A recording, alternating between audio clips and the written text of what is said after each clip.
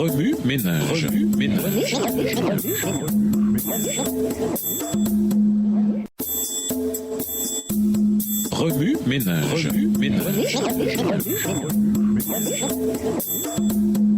Bienvenue dans votre émission Remue ménage. Nous voici au dimanche 18 décembre.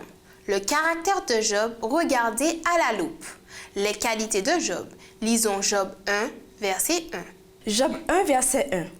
Il y avait dans le pays d'Uth un homme qui s'appelait Job. Et cet homme était intègre et droit. Il craignait Dieu et se détournait du mal. Le livre de Job est l'un des livres les plus anciens de la Bible. On trouve dans ces pages des leçons pour toutes les générations. Selon la Bible, Job était un homme intègre, droit et craignant Dieu. Il offrait des sacrifices pour ses péchés, à l'instar des patriarches de son époque. Genèse 8, versets 20 à 22 et Genèse 22, verset 1 à 19. La Bible souligne également qu'il était irréprochable. Nul ne pouvait trouver de faute dans sa vie. Ceci ne veut pas dire que Job était sans péché, mais plutôt irréprochable. La différence est de taille. Le péché est vertical et le caractère irréprochable horizontal. Vivant sous le regard aiguisé de ses pairs, Job jouissait d'une réputation sans tache. Personne ne pouvait l'accuser d'échec moral. Un tel exemple a toute son importance pour nous de maintes façons. Bien que nous vivons dans un monde coupable, il nous est possible, nous aussi, de rester purs et irréprochables. Ne nous laissons pas balloter par les vagues de la décadence morale dans notre collectivité.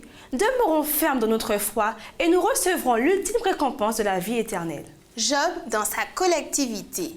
Lisons Job 29, verset 1. Job 29, verset 1. Job prit de nouveau la parole sous forme sentencieuse et dit: Il existe un contraste frappant entre la vie de Job avant et pendant sa misère. Job passa en revue les jours heureux. Confiance. Il savait que Dieu le protégeait et prenait soin de lui. Satisfaction. Il jouissait de la faveur divine.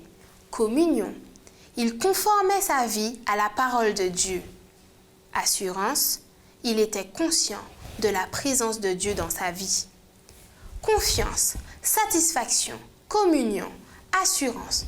Ce sont là les caractéristiques les plus importantes auxquelles chaque enfant de Dieu doit aspirer. Job jouissait du confort à tout point de vue. Il avait une famille merveilleuse, il était riche. Cependant, les richesses et les familles épanouies peuvent rapidement tourner court. Ce qui importe le plus, c'est notre façon de nous élever au-dessus d'une situation. Lorsque Dieu se trouve dans une demeure, il peut la transformer en un château ou un palais, même si elle n'est qu'un cottage. Lorsque le Saint-Esprit illumine notre esprit et que nous marchons dans la lumière de l'amour de Dieu, Dieu peut doubler notre confort et nous donner constamment la puissance de surmonter nos moments les plus difficiles. Jésus confirma ceci par ses paroles.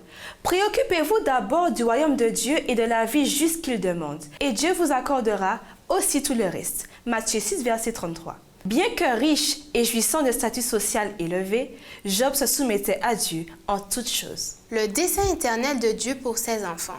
Lisons Éphésiens 3, verset 10. Éphésiens 3, verset 10. Afin que les dominations et les autorités dans les lieux célestes connaissent aujourd'hui par l'Église la sagesse infiniment variée de Dieu. Lorsque Paul écrivit à l'église d'Éphèse, il était conscient des défis auxquels les croyants faisaient face pour résoudre leurs problèmes quotidiens. Ce message important les aida à comprendre le dessein éternel de Dieu en leur faveur, en tant qu'Église et en tant qu'individu. De même, il était important pour Job de comprendre le plan de Dieu pour sa vie. Au moment même où il pensait que tout allait bien, une grande misère s'abattit sur lui. Ce fut pour lui la plus grande occasion de comprendre comment Dieu agit dans sa sagesse infinie et ses voies mystérieuses. De même, lorsque nous cherchons des solutions à nos problèmes conjugaux, lorsque nous tentons d'élever nos enfants selon la voie droite, lorsque nous nous demandons comment nous allons arriver à payer nos factures et à vaincre les tentations, il est capital de nous focaliser sur le dessein éternel de Dieu à notre endroit. Lorsque son confort lui fut retiré un certain temps pour tester sa foi, Job se compronna à Dieu de toutes ses forces. Nous devons découvrir de quelle façon notre vie cadre dans le plan global de Dieu pour son Église. Ceci nous aidera à développer un caractère suffisamment fort pour venir à bout des défis qui se dressent devant nous. Pour les chrétiens, le dessein éternel de Dieu atteint son apogée en Christ parce qu'il est le chef de l'Église. Éphésiens 5, verset 23. Toute l'histoire de la Bible gravite autour de Jésus-Christ et de l'amour de Dieu. L'Ancien Testament dirige les regards vers le Christ et le Nouveau Testament le révèle. Lorsque le Christ, le Fils de Dieu, reviendra en toute puissance et en gloire, il accomplira toute l'histoire. Autre aspect du caractère de Job. Lisons Job 31, versets 24 à 35. Job 31, versets 24 à 35. Si j'ai mis dans l'or ma confiance, si j'ai dit alors tu es mon espoir, si je me suis réjoui de la grandeur de mes biens, de la quantité de richesses que j'ai acquises, si j'ai regardé le soleil quand il brillait, la lune quand elle s'avançait majestueuse, si mon cœur s'est laissé séduire en secret, si ma main s'est portée sur ma bouche, c'est encore un crime que doivent punir les juges et j'aurais renié le Dieu d'en haut. Si j'ai été joyeux du malheur de mon ennemi, si j'ai sauté d'allégresse quand les revers l'ont atteint, moi qui n'ai pas permis à ma langue de pécher, de demander sa mort avec imprécation. Si les gens de ma tente ne disaient pas « Où est celui qui n'a pas été rassasié de sa viande ?» Si l'étranger passait la nuit dehors, si je n'ouvrais pas ma porte aux voyageurs, si comme les hommes, j'ai caché mes transgressions et renfermé mes iniquités dans mon sein, parce que j'avais peur de la multitude, parce que je craignais le mépris des familles, me tenant à l'écart et n'osant franchir ma porte. Oh, qui me fera trouver quelqu'un qui m'écoute? Voilà ma défense, toute signée. Que le Tout-Puissant me réponde.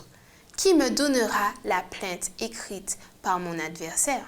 Il est facile pour les gens riches de se confier en leurs richesses. Job, lequel figurait parmi les gens les plus riches de sa collectivité, savait cela. Jamais, martela-t-il, il ne s'était confié en ses richesses. Sa joie ne provenait pas de sa fortune. Parfois, nous pensons que les richesses peuvent résoudre nos problèmes, mais la vie de Job réfute une telle idée.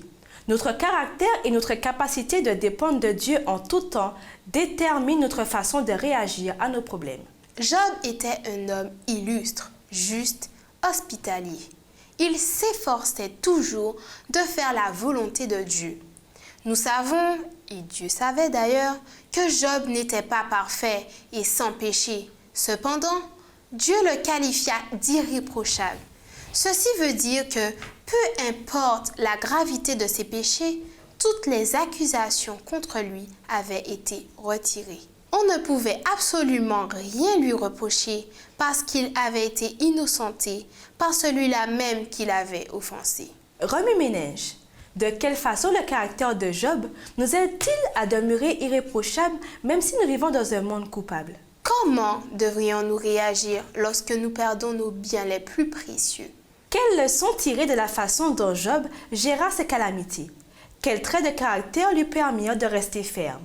Au revoir. Et à demain si Dieu veut. Remue-ménage. Remue-ménage.